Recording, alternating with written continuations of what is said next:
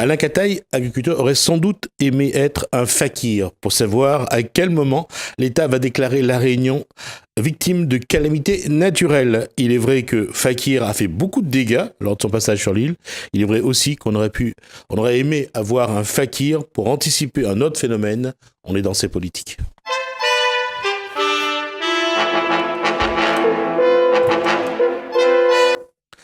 Bonsoir. Alain Cataille, Araï. Bonsoir, monsieur Ramoudou. Alors, j'allais dire, et c'est ce que j'ai dit depuis mardi de ce jour où Fakir est passé, ce phénomène climatique, celui-là, on ne l'a pas vu venir. Ben écoutez, à notre grand étonnement, oui, beaucoup d'agriculteurs, beaucoup de gens se posent des questions parce que on était prêt à aller travailler à 8h30 et puis tout d'un coup, le vent, la pluie, etc. C'est vrai que c'était assez dangereux. Moi-même, j'étais sur mon exploitation après. Il y avait des tôles chez le voisin qui étaient emmenées à pratiquement 700-800 mètres plus loin. Alors j'imagine dans un tourbillon comme ça, on reçoit une tôle en pleine figure où on est blessé, quoi. Donc on se pose la question, comment ça se fait que la météo n'a pas vu venir un tel phénomène? En tout cas, ce qui est surprenant, c'est qu'on voit que l'agriculture, la nature d'une manière générale, a été la première victime de ce phénomène, et les agriculteurs découvrent peu à peu que finalement, c'est eux qui sont les grandes victimes de cette catastrophe. Écoutez, en tout temps, partout dans le monde, la production agricole reste quand même assez fragile dès qu'il y a des catastrophes naturelles ou autres, que ce soit des tremblements de terre, des variations de climat, etc. On voit en métropole avec la grêle, le froid, etc., les semences.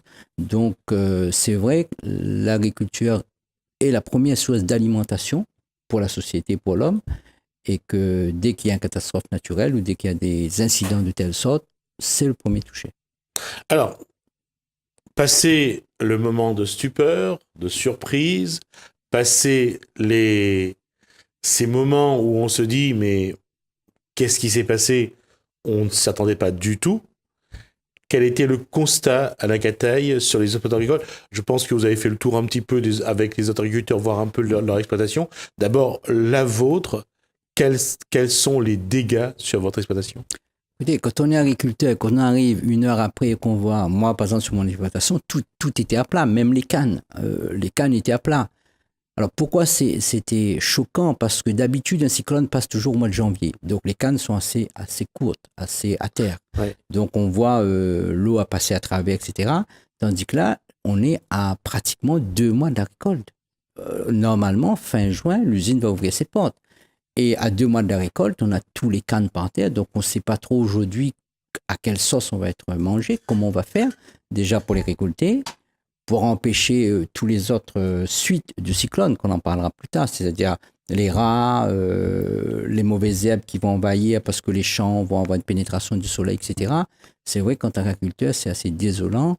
Et on se dit, au fond, pour nous, c'est une année de perdu. Alors, comment on va faire? Comment on va travailler avec l'administration? Et aujourd'hui, le bras de fer a commencé avec tous ces organismes, que ce soit les banques, l'administration, etc., pour voir comment, justement, faire pour qu'on se relève dignement de cette situation difficile. D'abord, il y a le constat. D'abord, constater ce qui a été perdu, et définitivement perdu. Quel est le préjudice aujourd'hui pour vous d'abord, et ensuite pour l'agriculture locale? Alors moi, je pense déjà, si on parle de la filière canne, la filière canne est un peu à part puisqu'on pourra faire vraiment les calculs, je veux dire à la virgule près, juste après la campagne sucrière, par rapport au tonnage qu'on a récolté l'année dernière et les années précédentes, et par rapport à ce qu'on va récolter cette année, en tenant compte de tout ce qu'il va y avoir, c'est-à-dire les grèves, les machins, etc. Sur l'agriculture en général, moi j'ai vu mes collègues, et que je suis désolé pour eux, par exemple tous les maraîchers, tous les champs il n'y a plus rien, soit été ravinés par l'eau, soit les serres ont été écrasées, les champs de bananes ont été détruits. Une parenthèse là-dessus, parce qu'on sait, ils attendaient un mot de la préfecture de Météo France pour savoir s'ils devaient débâcher ou pas leurs serres. Ça a beaucoup joué, le fait qu'on leur a pas dit qu'il fallait que le vent allait être très fort, qu'ils auraient dû débâcher, parce que les bâches étaient prévues pour des vents de 150 km/h, mais ils n'ont pas tenu face à des vents que certains disent de 120 km/h. Écoute, c'est simple à voir. Quand on roule sur la route aujourd'hui, on voit des simples petits panneaux, des panneaux que les gens ont mis dans leur cours, souvent qui ont été écrasés, aplatis. On a vu là en entrée le panneau centre commercial qui était aplati. Alors imaginez maintenant des bâches, où le vent qui vient dedans, où ça n'a pas été débâché. Effectivement, quand c'est débâché, ça reste les arceaux. Donc le vent passe à travers, des fois ça plie pas, mais bon, ça permet justement... Il y a une chance sur deux pour que ça tienne. Voilà, une chance sur deux que ça tienne. Au jour d'aujourd'hui, tout est écrasé, c'est-à-dire l'investissement chez l'agriculteur est encore plus important pour pouvoir remettre son exploitation en état. Là, on parle surtout des maraîchers. Des maraîchers. On va revenir au plantage de canne, aux agriculteurs qui font de la canne, comme vous.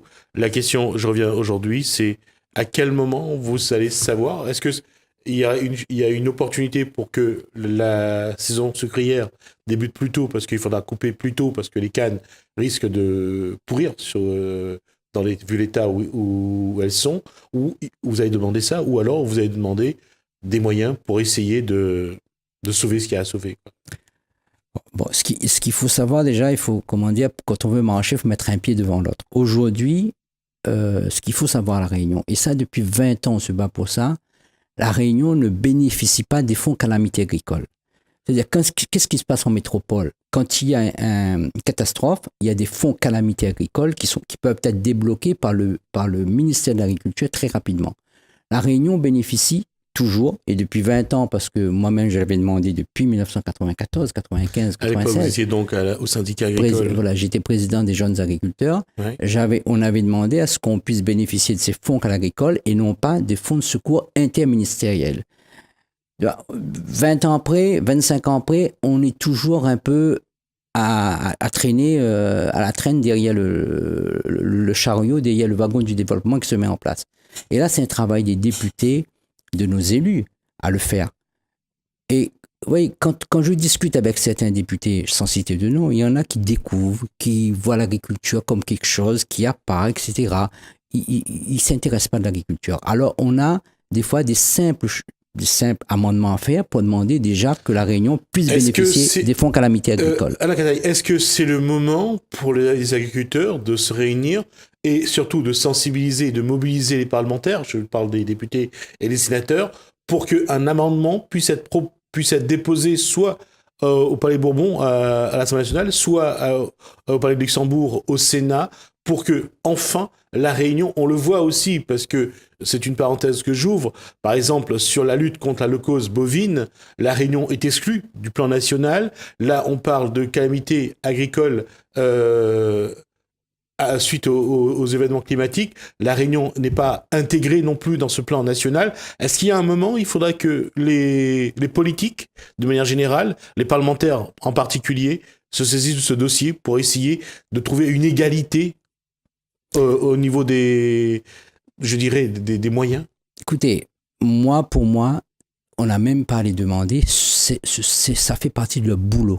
C'est leur travail. Ils sont payés. C'est pas comme ça que vous allez les inciter à venir. Oui, mais il faut les choquer des fois. Parce que moi, à mon avis, ils foutent rien. Il faut les choquer parce que je ne comprends pas comment... Vous êtes un proche de Virapoulet. Moi, je ne suis pas un proche de Virapoulet, mais même Virapoulet, des fois, il n'a rien foutu quand il était des parlementaires. Alors, j'ai pas envie de... Il n'a pas critiqué les autres. Moi, aujourd'hui, c'est l'ensemble des élus. Quand ils sont élus, ils ont pu regarder leur étiquette politique. Ils sont là pour défendre La Réunion. On en a marre, à chaque fois qu'il y a un cyclone, d'aller dire, ils vont faire un amendement. Ça va prendre quelques mois, etc. Aujourd'hui, qu'est-ce qui se passe aujourd'hui? On va être indemnisé 3 ans, 4 ans après cette catastrophe. On a pris contact ce week-end avec nos amis de la Guadeloupe qui nous disent, depuis le mois d'octobre, il y a eu la tempête là-bas, et au jour d'aujourd'hui, ils ont rien de concret qui leur disent, voilà, ils vont avoir une enveloppe, ça va être indemnisé. Il n'y a aucune décision qui a été prise. Il n'y a aucune décision qui a été prise. On a vu... On va juste rappeler que c'est un décret généralement qui doit être pris. Non, mais comme c'est des fonds de secours interministériels, c'est pas des fonds calamités. Donc à partir de là, c'est un peu des fonds qui... C'est une décision qui doit devenir d'un ministère et non pas de plusieurs ministères. Plusieurs ministères, de 5 ou 6 ou 7 ministères. Moi, à l'époque, quand j'y étais, on parlait de 7 ministères. Alors réunir les 7 ministres, les 7 cabinets pour trouver des solutions, c'est pas facile. Au jour d'aujourd'hui, dans la canne, il y a des choses à faire dans l'immédiat. Déjà, il faut lutter contre les rats. Parce que la canne est par terre, donc il va y avoir une prolifération des rats qui vont pouvoir venir les manger. Il faut trouver des solutions pour qu'on puisse alléger déjà, réfléchir comment on allège. Et d'ailleurs, la FDSEA l'a demandé, j'ai vu dans la presse, qu'on puisse faire une année blanche. Une année blanche, c'est quoi? C'est-à-dire, ils vont demander au Crédit Agricole de faire, non pas reporter les crédits qui est lié à l'exploitation de cette année, l'année prochaine, mais de décaler. C'est important, parce que si un crédit se finit, par exemple, en 2020, il va se terminer en 2020. Et non pas se retrouver l'année prochaine ou pendant 2 ans, l'étaler sur 2 ans avec payer 2 fois plus. Ça, c'est important. Ils ont demandé de faire une année zéro pour les charges sociales, la MICSA. Quoi qu'on en dise, il y a toujours des agriculteurs qui payent la MICSA. Et cette année, ils vont pas avoir forcément de trésorerie de production.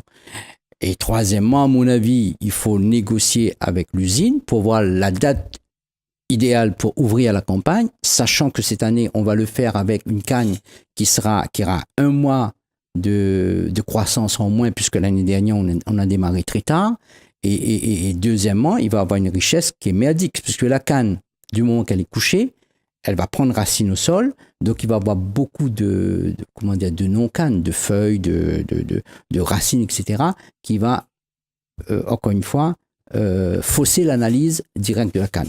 Donc tout ça, c'est des réflexions qu'il faut le faire avant le démarrage de la campagne, trouver des solutions. Il y a encore d'autres solutions, à mon avis, qu'on peut apporter. L'année dernière, on a fait 860 000 tonnes de canne. Aujourd'hui, on a des enveloppes de complément de prix qui est basé pour 2 millions de tonnes de canne à peu près. Si on en produit moins cette année, il faudrait que cette enveloppe puisse être utilisée à aider les planteurs. Je dis bien à aider les planteurs parce que qu'est-ce qui se passe jusqu'à présent? On aide la filière. La filière, c'est-à-dire planteurs et industriels. Moi, je pense qu'aujourd'hui, les industriels, ils ont eu suffisamment de moyens qui ont été actés dans la Convention Canne pour créer des conditions idéales ou favorables pour fabriquer du sucre. On a les 44 millions d'aides logistiques, on a les 28 millions parce qu'ils ont des surcoûts. Et aujourd'hui, c'est le premier maillon de la chaîne, les planteurs, il faut aider les planteurs. Parce qu'au niveau de l'Europe, on ne parle pas de planteurs de canne, on ne parle pas de planteurs de betterave. L'Europe parle de filière sucre. Donc, automatiquement, l'Europe, lui, va dire, nous, on finance la filière sucre. Et après, débrouillez-vous derrière pour partager. Et jusqu'à présent, les planteurs restent un peu en marge de cette transaction parce que, ils n'ont pas aussi les moyens techniques à présenter des dossiers bien faits au niveau de l'État. Et une question qui va se poser, c'est que les cannes sont maintenant par terre, donc la coupeuse va être un peu moins efficace. Il faudra un peu plus de main-d'œuvre de coupeurs de cannes cette année. Disons, il faudra. Alors, il y a 2 solutions. Soit on va couper beaucoup moins vite pour pouvoir essayer de ramasser. Il est clair qu'il y aura beaucoup de cannes qui vont rester au champ parce que va être enfuies sous la paille, etc. Moi, je ne pense pas que les exploitations vont faire appel beaucoup plus de main-d'œuvre parce qu'il n'y en a pas. Il n'y en a pas de main-d'œuvre de coupeurs de canne. On voit bien depuis quelques années, le nombre de coupeurs de canne diminue parce que c'est un travail qui n'attire pas, qui n'est pas forcément qui va attirer les gens, valoriser au niveau des jeunes, etc. La moyenne d'âge des coupeurs sont assez âgés. On ne va pas demander à tous les retraités de venir couper la canne. Moi, à mon avis, il faudra trouver des solutions mécaniques qu'on puisse acheminer et ramasser tous les cannes au champ. Ça va être compliqué à le faire. Il faudra trouver des solutions. Il faudra adapter la machine au champ. Est-ce qu'il faudra demander à l'État de permettre à ceux qui sont bénéficiaires du RSA de garder leur minima et de pouvoir en même temps travailler pendant cette période de saison sucrière? Et ça, c'est un vieux serpent qui revient chaque année. Non, je pose la question parce que on le fait déjà. Et ça n'incite pas plus les gens qui touchent du RSA à venir couper. Pourquoi?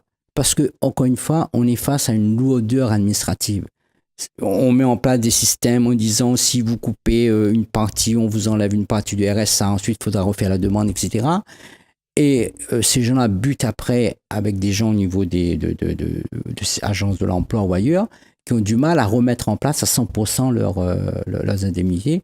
Donc, ce qui fait les gens, ils ne sont pas très chauds à venir dire on va couper, on couper la canne et puis on va recevoir une partie ou en totalité. Maintenant, si l'État dise que tous les gens qui touchent le RSA peuvent toucher le RSA et partir récolter de la canne en même temps, oui, à mon avis, ça marchera. Mais tout le temps, on mettra en place un système un peu pour fliquer, pour voir s'ils travaillent pas. On a vu depuis la mesure Soissons, ça date au moins de 20 ans, ils essaient de mettre ça en place, ça ne marche pas. D'accord. Donc, il faudrait inventer un autre modèle. Aujourd'hui, il y a donc cet état de fait aujourd'hui. L'agriculture a beaucoup souffert, aussi bien les maraîchers que ceux qui font de la canne. Est-ce que il y a la foire agricole c'est tout pour bientôt. La question, c'est qu'est-ce que l'agriculture locale doit attendre pour sortir d'une situation qui est aujourd'hui assez dramatique, aussi bien au niveau des maraîchers qu'au niveau de la canne. Est-ce qu'il va y avoir, il y a une démarche. Vous avez été à la chambre d'agriculture. Est-ce qu'aujourd'hui il y a une vraie politique agricole à la Réunion? Est-ce qu'il y a une vision agricole de développement pour la Réunion pour les 20 ou 30 prochaines années? Écoutez, à mon avis, ça c'est le comble. Si je dis, on dira, c'est parce que je suis plus à la Chambre d'agriculture, quoi que ce soit. Aujourd'hui, on a un modèle de développement agricole qui date de 1976. On a mis en place des petites exploitations pour permettre aux industries de se regrouper. On a utilisé le salarié des usines pour aller produire de la canne sur des petites parcelles, une politique à l'époque mise en place par la SAFER, qui marchait très bien dans les années 70 jusqu'à à peu près 80, 85, on dira, voire 90. Ça a permis un développement de la coopérative, de la production animale à côté, bien sûr bien cadré, avec des petites productions, etc. Aujourd'hui, ce modèle agricole, à mon avis, c'est fini.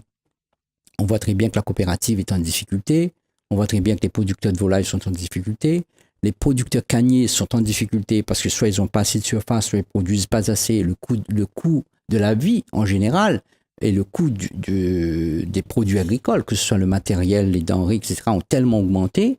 Je prends un exemple, l'engrais en 2008, 250 €. Aujourd'hui, 50 € la tonne. La tonne, aujourd'hui, 680, 700 €, donc ça a doublé. L'herbicide avec les nouveaux produits, dans la canne, je parle, les nouveaux produits qui respectent mieux l'environnement, il y a 1800 molécules, produits qui ont été enlevés du marché, donc on est passé de 90 € à 300 voire 400 € à l'hectare, de ce qui veut dire ça a augmenté. Et pour faire face à ça, aujourd'hui, le modèle de développement qu'il y avait à l'époque n'est plus adapté. Il faudrait imaginer un autre modèle de développement, mais malheureusement, la Chambre d'agriculture, moi je pense qu'ils n'ont pas les moyens de le faire, ou en tout cas ils ne se sont pas penchés dessus sous forme de séminaires, etc., pour réfléchir à un autre modèle agricole. Aujourd'hui, il est clair qu'il faut un autre modèle de développement agricole pour pouvoir nourrir la population, produire correctement en respectant l'environnement et produire aussi ce que les gens ont envie de manger, c'est-à-dire des produits qui ne soient pas bombardés d'insecticides, etc. Et au niveau de la canne, à mon avis, avec les nouvelles variétés qu'on a, qui produisent beaucoup plus à l'hectare, avec les nouvelles possibilités de mécanisation, il y a, à mon avis, un boulevard devant nous à développer cette filière canne, tout en gardant une sol cannière respectable, tout en mettant en parallèle une production végétale, vivrière, maraîchère et arboriculteur, sans mettre en danger les autres. Donc, il faut un autre modèle de développement agricole. C'est quand l'élection à la Chambre d'agriculture? À mon avis, c'est l'année prochaine. Vous serez dans la course, vous allez participer au débat, vous allez proposer quelque chose, vous allez faire une liste? Écoutez, je ne sais pas. Pour l'instant, j'ai été approché par le président de la FDSEA, Frédéric Vivienne, que je dirais. Je verrai éventuellement si on peut travailler.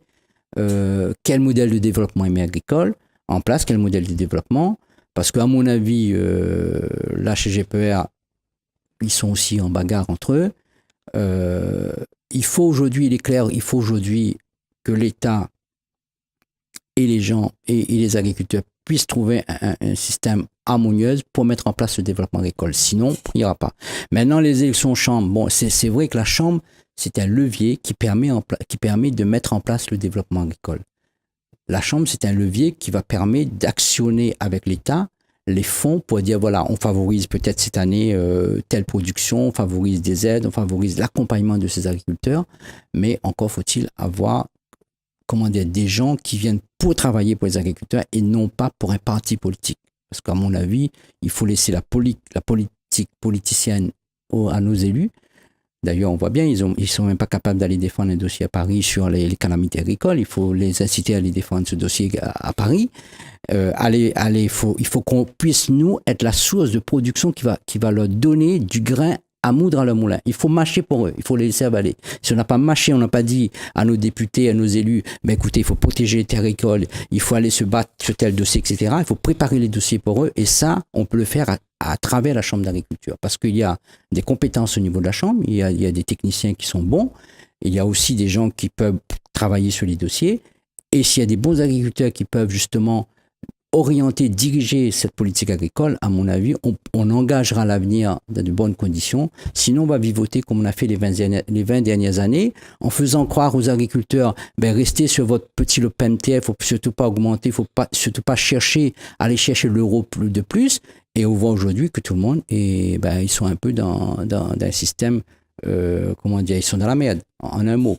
Il y a un point important qu'il faut mettre en place. Il faut qu'on réfléchisse à mettre en place une assurance récolte. Ça, c'est important. Pourquoi? Parce que quand il y a une calamité, quand il y a un cyclone ou calamité agricole, l'État rembourse 30% de la perte. Et je fais un exemple, un agriculteur qui va perdre 10 000 euros, l'État va rembourser 3 000 euros. Donc, il va rester 70% de sa charge. En métropole, aujourd'hui, le Groupama a mis en place une calamité agricole, des assurances qui permettaient de compenser cette perte par rapport à ce que va donner l'État, etc. C'est pas appliqué à La Réunion. Il faut qu'on réfléchisse, on puisse trouver une solution pour mettre en place une assurance en cas de perte de revenus agricoles. Ça peut être fait par le feu, bon, on a déjà sur le feu, ça peut être fait par un cyclone, ça peut être aussi, je veux dire n'importe quoi, par exemple des vols où l'agriculteur est assuré. Ankataï, merci. On a dépassé un petit peu le temps qui nous était imparti. J'avais l'impression d'entendre le discours d'un candidat donc à la prochaine élection à la Chambre d'agriculture. On va suivre un petit peu ce dossier. En tout cas, on verra. J'espère qu'on aura d'autres agriculteurs. On aura de toute façon d'autres personnes qui viendront nous parler de Fakir, mais aussi de politique agricole. Pour l'instant, on n'a pas l'impression que les choses avancent comme veulent les agriculteurs. Merci Alain Catel.